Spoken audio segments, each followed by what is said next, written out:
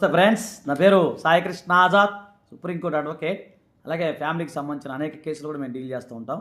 చాలామంది మిత్రులు అడుగుతున్నారు, what are the new divorce rules in India 2024 అంటే ఇయర్ ఎండింగ్లో ఈ వీడియో ఎందుకు చేస్తున్నానంటే, ముఖ్యంగా ఏంటంటే weaving the mandatory 6 months period of rehabilitation. అంటే ఈ యొక్క 6 నెలలు అంటే మ్యూచువల్ డైవర్స్లో 6 నెలలకు సంబంధించిన ఏదైతే ఉందో అది తీసివేయడం జరిగింది. అలాగే కాకుండా ఏదైతే ఉందో law of maintenance extended for living రిలేషన్షిప్లో కూడా మెయింటెనెన్స్ పొందే అవకాశం ఉంది. దానికి సంబంధించిన న్యూ రూల్స్.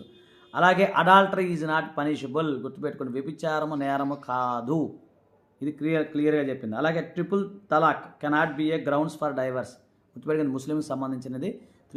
ట్రిపుల్ తలాక్ ఏదైతే ఉందో అది డైవర్స్కి సంబంధించింది కాదు అని చెప్పి కొత్త ఏదైతే రూల్స్ ఏదో చెప్పడం జరిగిందనమాట.